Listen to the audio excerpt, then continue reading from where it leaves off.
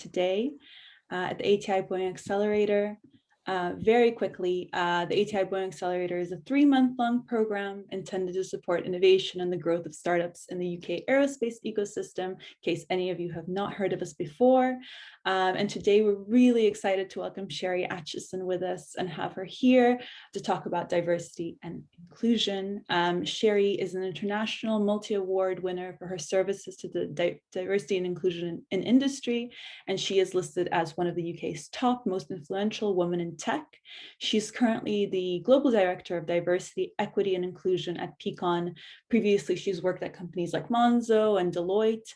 And she has a book coming out that's called Demanding More, and hopefully she'll be able to touch on that a little bit more today as well and tell you about that. So Sheree, thank you so much for being with us today. Yeah, of course. Thank you for having me and for everyone dialing in over their lunch break on a Friday. Great. Let's get started. I guess I wanted to start off with learning a little bit more about your journey. You know, you started your career as a software engineer. You're now a DE&I leader. How did you make that change, and what was the inspiration behind that? Yeah, of course. So yes, I started my career, which feels like a long time ago now, as an engineer. I studied computer science at Queen's University in Belfast. And it's no surprise that, you know, technology and engineering is certainly very skewed when it comes to gender diversity. It's not very diverse. I think there's also an important point around, so I was raised in Ireland. I was adopted at 3 weeks old from Sri Lanka. So both my parents are white. My brother is also adopted, and we were raised in County Tyrone, which is, you know, relatively rural.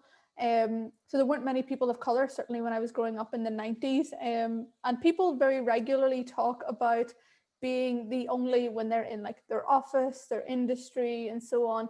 But actually, most people don't have the experience of being the only in your family, in your entire friend circle, in your school. And that gives you a different perspective. So obviously, like almost all of my family, well, all of my family are white. When I went to school, other than my brother, there was no other people of color until we sort of got a bit older.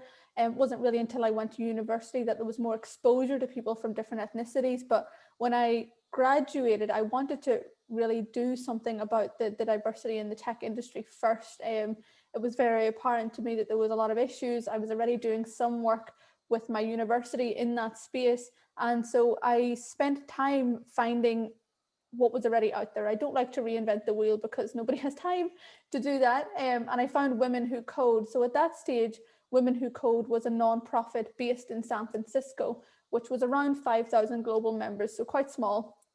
And what I did was I branched it. I took that nonprofit over and branched it all across the UK, leading the expansion, starting in Belfast, moving to London, Bristol, Edinburgh, and then different parts of Ireland, and then also over across EMEA. And what we do is we run free monthly meetups in all of our locations so people can get the skills and the confidence they need to progress in the industry, ultimately getting the money they deserve to get paid. And I was doing that whilst I was an engineer, because I almost had 2 jobs at one stage, and I was helping a lot of organizations with their DE&I strategies, how to do this in a data-driven way. So I've been doing this work for almost a decade now, and it was really evolving DE&I for me outside of people focusing so heavily on just the more vague community outreach piece, but actually the data-driven piece of inclusion and diversity. So I made it my full-time job when I went to Deloitte, where I led inclusion across the consulting practice, then at Monzo and now at Peakon. And how I pivoted in was, it's 2 very, very different jobs. But that's certainly, I guess, one of the positives for me is that because I have technical skill set and a very technical mindset, I'm able to develop DE&I strategies that are agile, that move and shift with the business in the same way that you should be developing any technical product, that you should never, you're certainly, you know, we're moving away from waterfall models and moving towards agile models for the most part. The DE&I is the same way, in that I don't take an approach that means that we're so rigidly held by that kind of structure that we're able to pivot, as we all need to know that we, like certainly in the last year, we've had to pivot quite a lot. And I spent time really understanding the skills that was useful around, like being able to talk about technical things in a non-technical way, being able to pivot and use agile for my strategies, and taking a really clear data-driven lens on this, as opposed to just a HR-focused lens, which I don't do. And I made it my full-time job because, very honestly, there were people that were better software engineers than me, but there weren't very many people that were doing this better than me. So I decided, you know, there's no point in me being an engineer. Let's pivot into something that I'm super excited about, but also really, really good at. And I volunteered with Women Who Code for about 3.5 years before I made this my full-time job, because I think it's really important that we don't conflate passion for skill set in DE&I, that, you know, we spend the time really developing that skill set, understanding the things we're trying to fix from different backgrounds, and then try and do it. Absolutely, that's a really exciting journey, and Women Who Code, it seems like an incredible organization. I've had a little look at that, and it's really, really cool.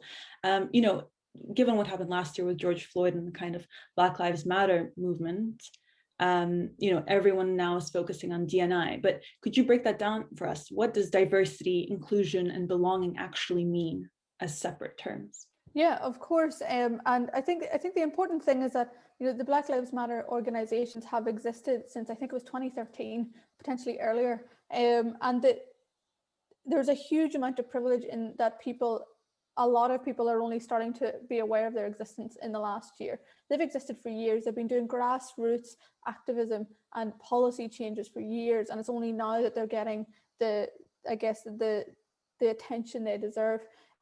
For me, diversity, equity, inclusion, and belonging, I kind of break it down. For me, diversity is really about the actual bringing in of people from different backgrounds, the actual representation piece. What does your business, your organization look like? And actually, does it represent the society that is trying to serve? The inclusion piece is actually really about, you know, what do we do when we get there? And not just we hope that everything's okay and that everybody's nice and it's fine. Nice isn't good enough. And I write about this quite a lot. Inclusion is about deliberate, purposeful action to make the environments work for everyone. Because very honestly, the environments that many of us work in were not created with everybody in mind. They were created with a subset of people in mind. And it's important that we really understand that inclusion means very different things in a lot of areas, and we have to change that. And belonging is really the feeling that people get when that is successful. You know, are you successfully creating a sense of belonging for people, regardless of what their background is, because you are deliberately creating different environments, initiatives, etc., to help reach those people, and changing the policies and processes that don't work for those people. The thing with Women Who Code is, so we're now the world's largest nonprofit globally dedicated to women in tech.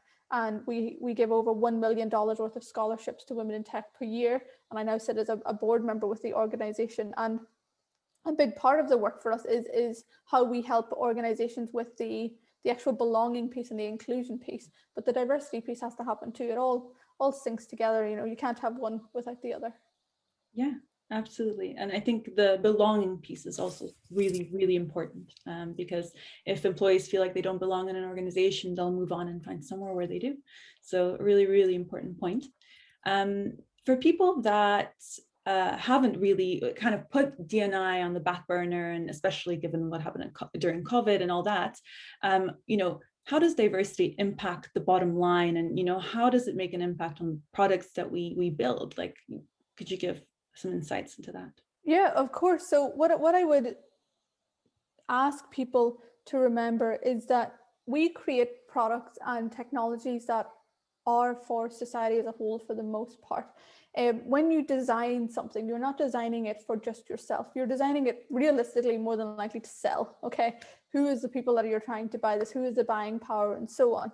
But what's really important is that how we actually develop inclusive technology is making sure that we're considering this at every stage.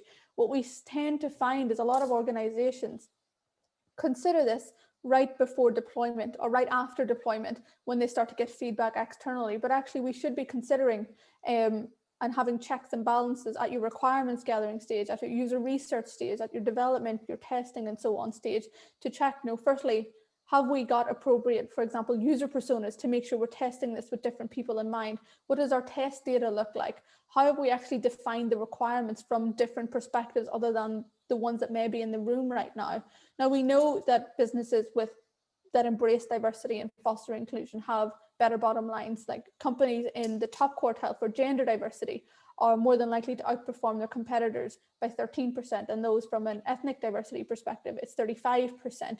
We also know that innovation revenue increases when employees feel that they are included in and their organization is committed to diversity, equity, and inclusion. And what innovation revenue is the ability to create new ideas, to bring together new perspectives, and to actively create products off of that. And the important point of that is that the reason why we get that is because we have all of these different perspectives, different ideas, different insights, different disagreements onto the one problem or solution. So we're trying to solve one thing or a group of things, and we put different perspectives on it. Then we see it from different lenses. What's really important actually is the active listening piece. That this is why I'd speak a lot about, representation is not a marker of inclusion singularly, because too many businesses define it as it is. Is that it's all well and good if you have all of those people in the room giving their perspectives, but actually, how do you listen to them? How do you incorporate that into feedback? Who is listened to and who isn't? And the analysis piece is really important in that, because otherwise what you have is, representation with no inclusion, and there is no purpose to that. And that's why we need people that are creating the technology solutions of tomorrow, of today, of next year, to really consider these things now, because what we don't need is more exclusionary and harmful technology. We have enough of that in the world, and we don't need more. Yeah, that's so accurate. And if we, you were talking a little bit about last minute, deployment and things like that. So if we've got a company that's, built a product, but they look around the room and it's, as in tech, usually all white male, and they say, oh, well, we haven't been able to attract anybody from diverse communities, any women. Oh, well, like, not sure what's going on, not sure what's happening. What most commonly is the problem? What is the issue? What have they not done? You're not trying. You're not trying, and that's an excuse. The thing is that, does it take more time to widen pipelines into communities that you potentially do not have connections to? Yes, because they're in communities that you do not have connections to. What we need people to do is not just think that by putting out a job description that it will reach all of the different people that you want to reach. What we need people to do is, one is the active reaching out of the communities, actively working to partner with organizations that help and hold the different talent pools that you're trying to reach. The other thing is that really serious analysis and interrogation of the hiring process, because again, it's all well and good that people may get to the start of the pipeline, but are they getting through it? And if not, why not? And what we can't do is make an assumption that it is fair, because it won't be fair if you haven't done this analysis and interrogation regularly. And what that means is really analyzing from a data perspective, who is getting into the pipeline, if they're falling out, at what stage are people falling out from different backgrounds? If they're not getting through, who are the people that they are interacting with? How are those people being trained on bias, privilege awareness, and so on? And also, what are the lines of accountability if those people continue to be biased? One of the biggest mistakes that organizations make is that they assume that everyone at a level X, so like head off, director, etc. and above, should be interviewers. No, they shouldn't, because that makes an assumption that everybody knows how to do this. What you should be doing is mandating training, etc., to make sure that it is a consistent approach. Just assuming because someone is senior means that they know how to do this is incorrect and causes extra harm. And what we also need people to do is actually realize that this takes time. Just because you, for example, maybe analyze your job descriptions from a language perspective, making sure that it's more balanced and less gendered, that doesn't mean that it's going to kick in right away. This is a long-term piece. And you also have to understand, if you are doing all of this work and you're actively trying to, let's say, hire more women into a men-dominated team, or let's say you're trying to hire more people of color into a very white team, or both of those things, remember that you have to be really honest about it, because people will know if they're the first, or one of the first, or one of the first 5, or whatever it is. Be honest about that. Be honest that, we're really working to fix this right now. This is what we're trying to do. This is a journey for us. We know that we need to do more, and this is how we're going to try and fix it. But we appreciate that, we're not at a representation perspective that we want to be. And that's why, transparency and accountability are directly linked, because that honesty is what we need, because otherwise you're being facetious, and that's not inclusive by default. Absolutely. And if we have a startup, let's say 2-3 people, just started their business, but want to include, have a diversity and inclusion strategy and outlook from the very beginning, what are the top 3 things you'd recommend them starting with? Yeah, consider the company values early and consider them from an inclusion standpoint early. What tends to happen with younger companies and newer companies is that values are your guiding principles for the most part. They're the things that your North Star, the things that you want people to really align with when you're hiring and so on. Make sure that you're considering inclusion in those values at the beginning, not later on, not halfway down the line, but from the beginning. Make inclusion intertwined into all of the different values you might have. Be clear on why that's important. The next stage is invest in widening those talent pools from the beginning. It's very difficult, like I said, for the reasons I just talked about, for you to start to try and pivot and change this. And yes, you can do it, but obviously it will take longer than if you start from the start. Actively invest in that early. Make sure that you don't just cut corners. I know one of the things certainly in startups, etc., is that it's about who you know, and you're more than likely to bring in colleagues, friends, people you've worked with before, etc. Please don't always do that, because what we then end up is with the same problems being replicated over and over and over again. What we're trying to do here is make sure that we're not giving people jobs that they don't deserve. We're giving people the opportunity to compete that right now they don't have. And that's what's really important here, is ensuring that opportunity to compete is in there. And then what I would also say, and again, it's around this transparency and accountability piece, is be very open about why it's important, both internally to the few people that you may have, but also externally as well. Because people, when they're joining startups, realistically, you're probably taking a bit of a bet. You're taking a bit of a punt. Maybe it works out, maybe it doesn't, you're not sure. Things like this will be important to people. We've seen studies showed, I shared this last week on LinkedIn, that Gen Z and millennials are choosing where to work based on DE&I strategies, implementations, and the answers that they get from hiring managers. So be very clear from the start that this is important and why it's important, how it links to your product or your technology or your solution, and why you're trying to make sure that you don't add to the already very homogeneous group that exists in the world as it is.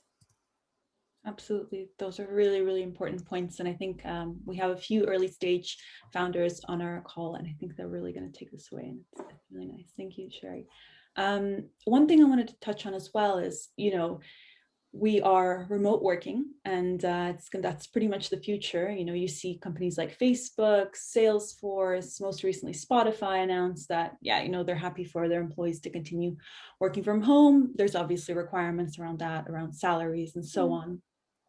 But I wanted to ask you, how does D&I look like today since we've started remote working? What groups have been the most impacted by this? Have any groups been, benefiting from this new way of working? And what should employers be really thinking about during this time? Yeah, of course. And, remote working has been a thing for a very long time as it is. It's just now affecting every single person that has the ability to work from home and work in companies, probably like the ones that we're all in. What is really important here is to remember that the gaps of inequity that already existed still exist and are getting wider. I did a Forbes piece on this yesterday. The Office of National Statistics has just shared their latest data on unemployment, and we can see that Black women and Pakistani women are have an unemployment rate 3 times higher than their white counterparts. We see that across all ethnicities, that the unemployment rate is higher than their white counterparts. Likewise, when we look at people with disabilities, their unemployment rate is higher than their non-disabled counterparts. These things are getting worse, and these things will continue to get worse if we don't be very purposeful about what we do. Now, when people think of toxic workplaces or microaggressions, and microaggressions are those things that happen regularly and often, which might seem small to somebody else, but actually they're not quite small to the people that it's affecting, whether it's around names consistently being said wrong, jokes at certain groups of people and so on, is actually, those things are still happening. They're just happening to a screen instead. Those people are still being excluded, and it's much easier to exclude someone as well when they're not in an office, when they're not in the room with you, because you just leave them out of a meeting. You just ignore them, you just talk over them, you put your voice louder when you're talking on Zoom or whatever you're using. And what's really important is that businesses really focus in on this now. Make sure that you aren't allowing those toxic traits that do exist in workplaces to continue to exist. And that means being really practical. That means embedding psychological safety so everybody can share.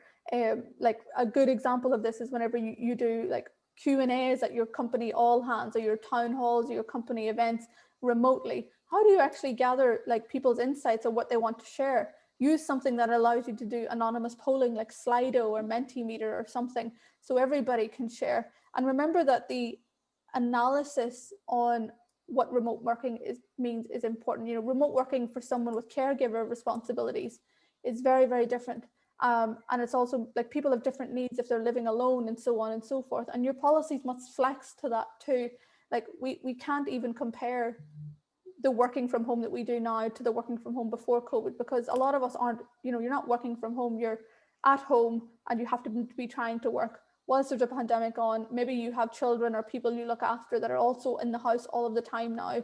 You know, maybe you live with, you know, 5 other people and now you're all in the one place when usually that would just be where you eat and sleep.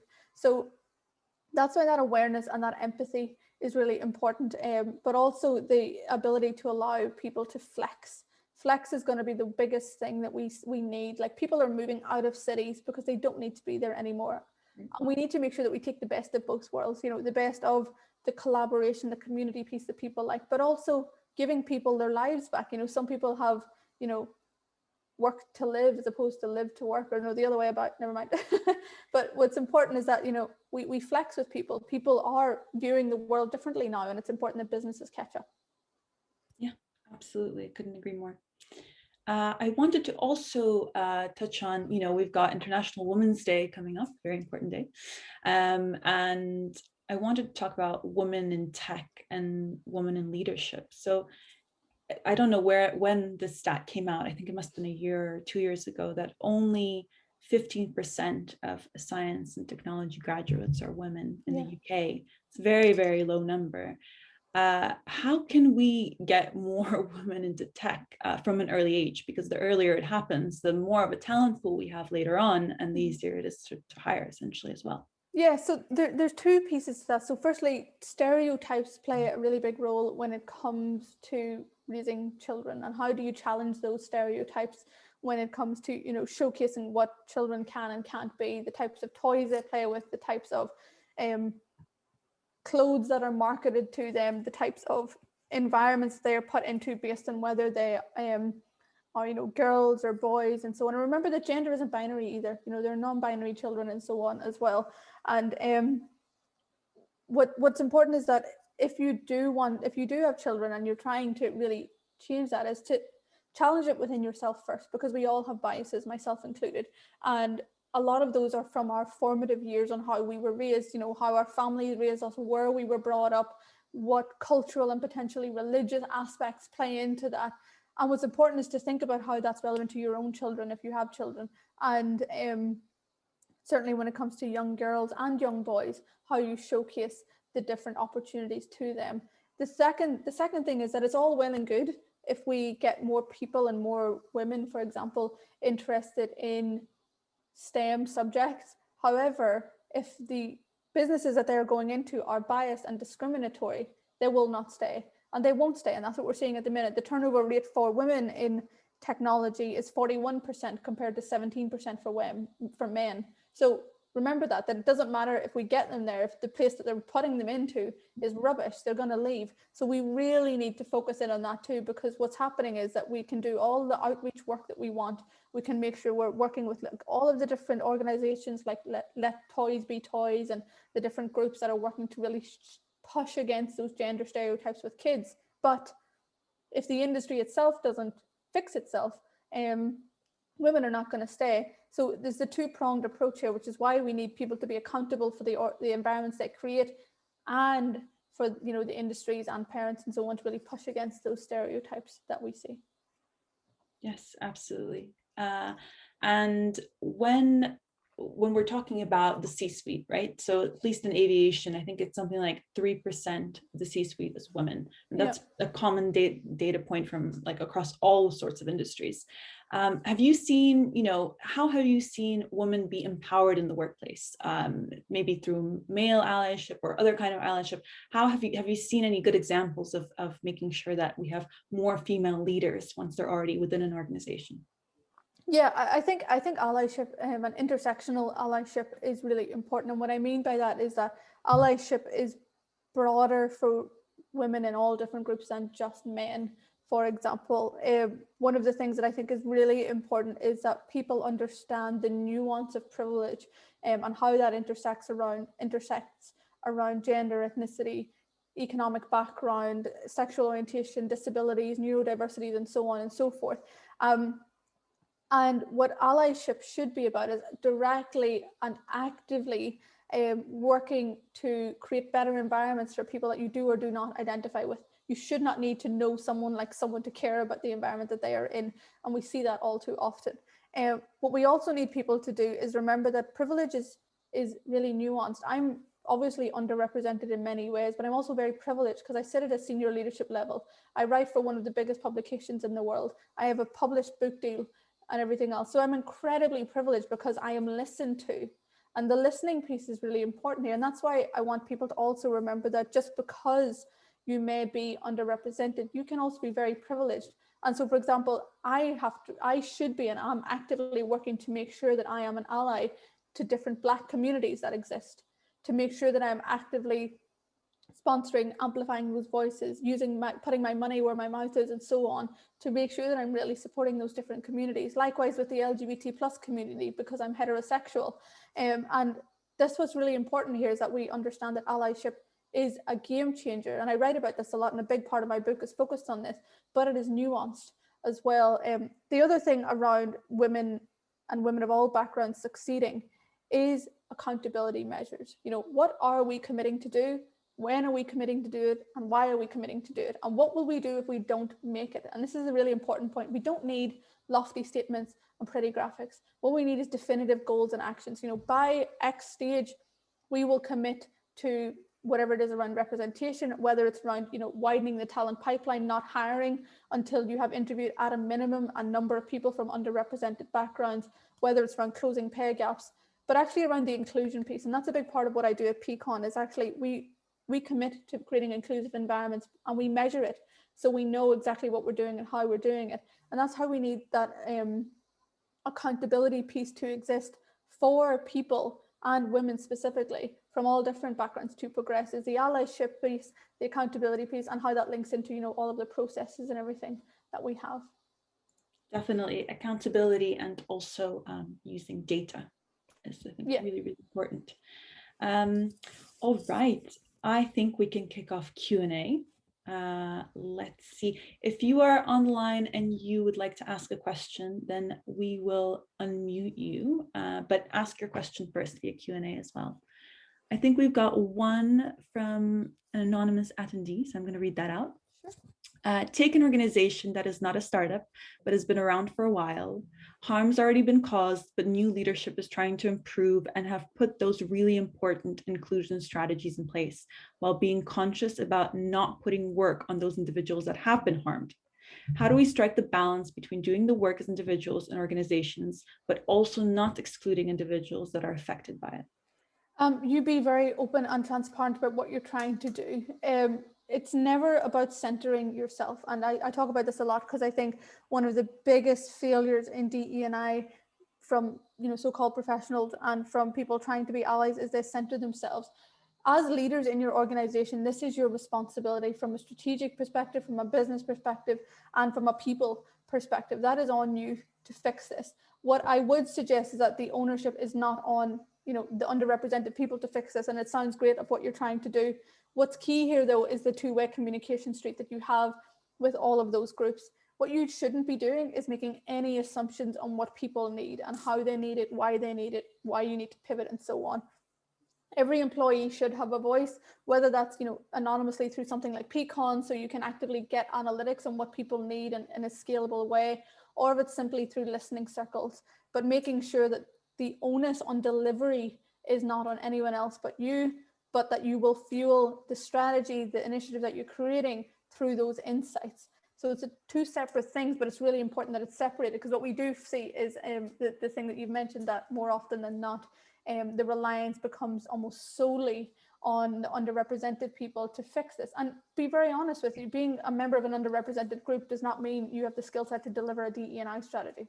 They're two very different things, but it's the insights and the perspective that you want to get from those people should fuel it, but it's not their responsibility to fix it, it's yours.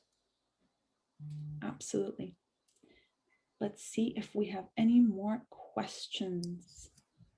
You can also unmute your, I think, yes, if you just put it in the Q&A, we'll be able to ask Sheree any questions.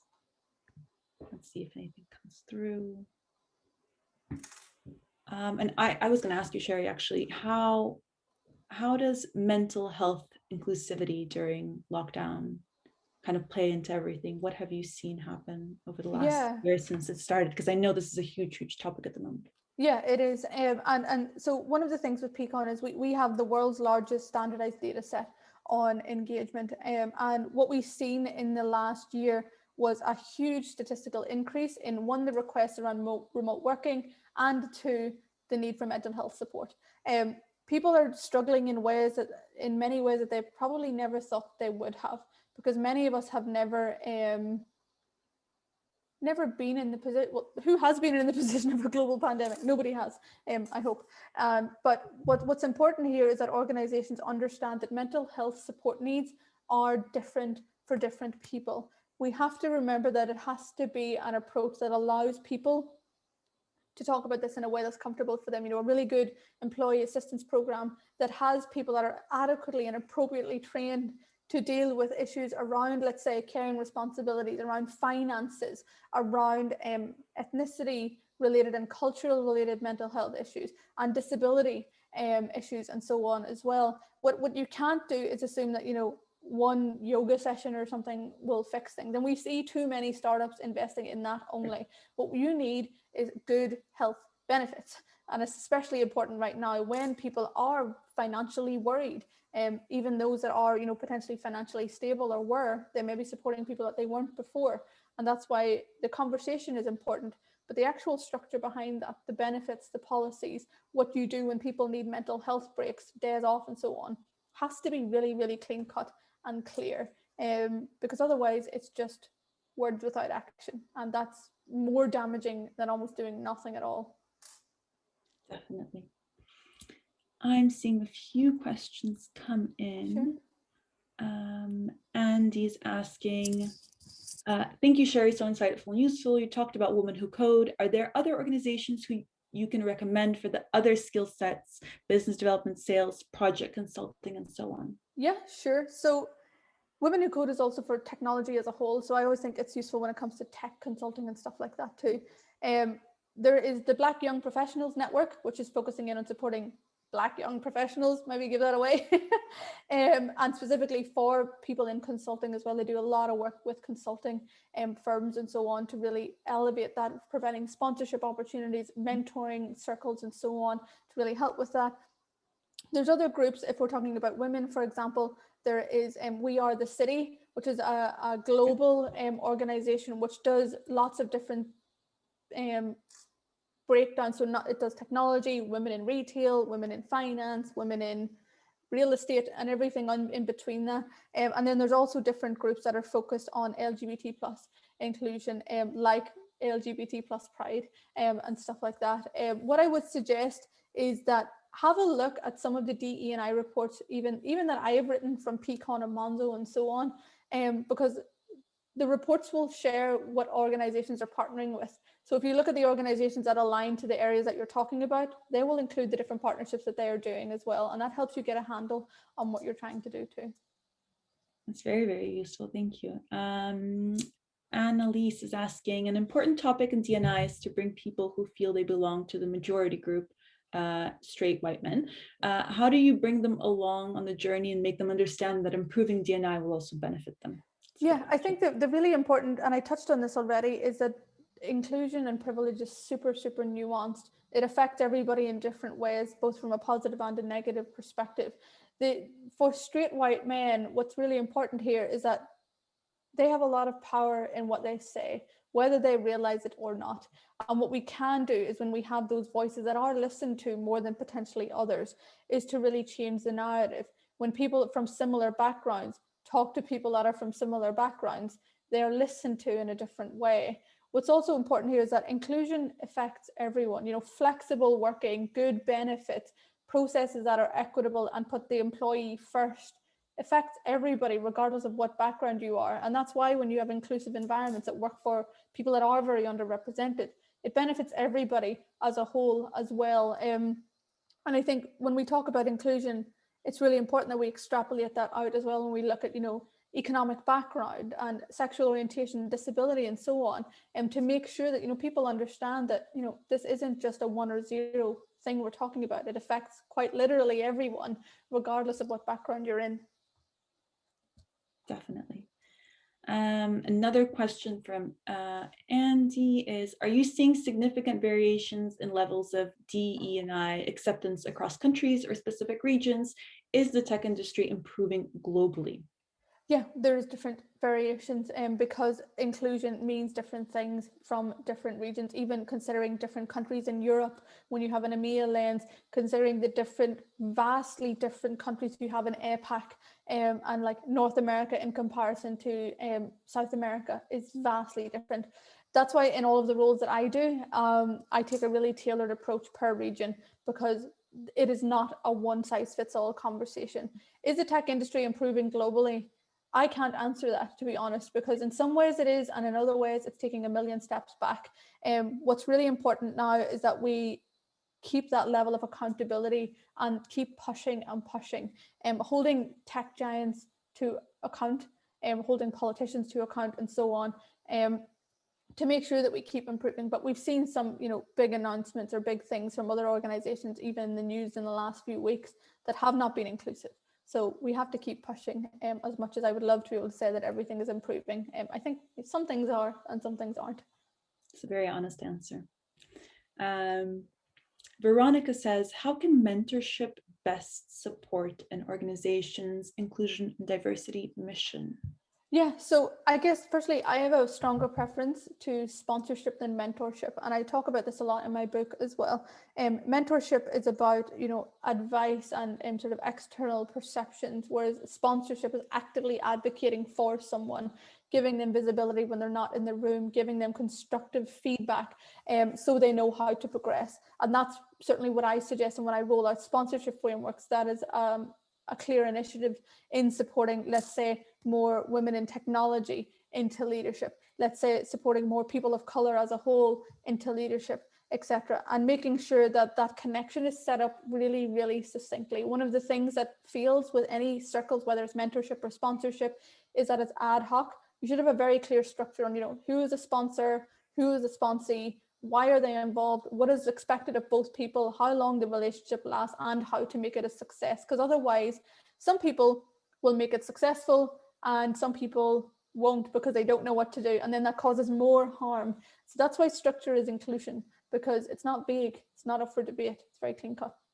You need to be very clear. Yes. Yeah. All right, Annalise asks, a lot of defensiveness we get from leaders is around D&I being seen as American approach, focus on politically correct. How do you account for global cultural differences and adapt models that worked in the US, historically more mature in D&I, to a different environment? Yeah, there is a problem with people taking a US-centric approach in EMEA, even, for example, or APAC, and I don't do that because it doesn't make sense. It is fine to learn lessons from all of the different parts of the world, but it must be tailored. And that's why when you read any of the reports I write or any of the pieces that I've written, that I break down data per region, not just overall the company breakdown, because one, that doesn't give you a view that you need, but also making it very clear around how it's related to the census data in the different areas that I'm looking at, even breaking it down to a city level when relevant. And what's really important with census data is it is representational of society. You can then do a cross section with that around the industry lens, you know, the tech industry, retail industry, et cetera, et cetera. And that's why it's really important to have that tailored approach. What I do create is an overarching strategy at the top that means, you know, these are the 3 or 4 pillars that we'll focus on, but the actual implementation is very different per the regions that I look after, and all of my roles have been global. What I think is important is that people talk about the phrase political correctness as if language shouldn't evolve. I mean, language evolves every single day. I mean, like, that's how it works.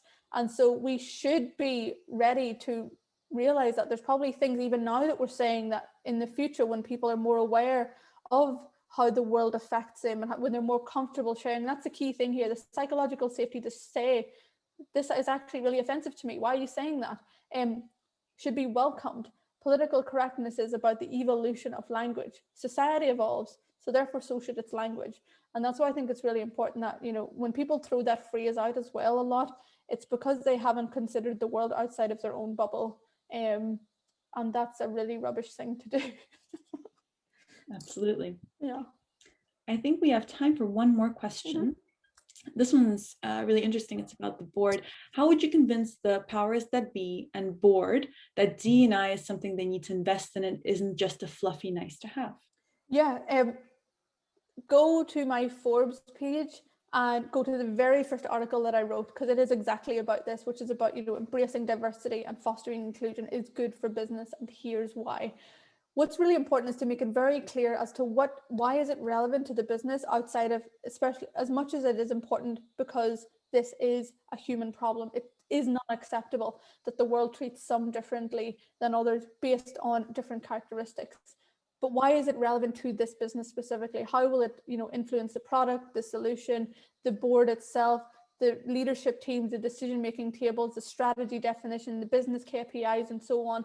What we have in Peakon actually is we can see when inclusion is higher, the inclusion scores are higher for a business, that actually, you know, attrition is better, retention is better, business KPIs and other areas are better because of that, because it directly is tied. And it's really important that you succinctly talk about that to those people, because more often than not, that's what they're interested in. But the article that I've written, the very first Forbes piece I wrote, details that out, because that was one of the things I kept getting asked at, and I was like, I'll write a piece on it, and then I just send it to people. Amazing. We'll try to share that after. I think we need to wrap up, but Sheree, do you want to talk really quickly about your book that's coming out and where people can find it? Yeah, sure. So my book, Demanding More, is to help people demand more, funnily enough. It's about why diversity and inclusion doesn't happen and what we can do about it. One of the things that is really important to me is that we spend time understanding the exclusionary and discriminatory practices that we have gotten to and that have been made by people like us. People have made these decisions, and now we're in a position to have to change it. And I tell you how to change it. It's also, every chapter is paired with an industry leader interview. So I have interviews with Anne Boden, who's the CEO of Starling Bank, with Brian Reeves, who's the Chief Diversity Officer at Dell, with Kike Onawinde, who's the Black Young Professionals Network CEO, and a whole host of other people really sharing about how they have created inclusion in their technologies, in their products, in their industries, and why it's important. You can find it on Amazon, on Goodreads, directly from my publisher, which is Kogan Page. It's literally everywhere. If you Google Demanding More and my name, you will find it. And it's coming out soon, right? It is, so you can pre-order it now, and it's published on the first week of April. So you'll get a nice surprise to your door if you pre-order. Yeah, definitely. Thank you so much, Sheree, for joining us. Thank you, everybody, for your questions, and enjoy the sunny weekend. Hopefully it's sunny where you are. Thank you so much for having me, everybody. Have a great weekend.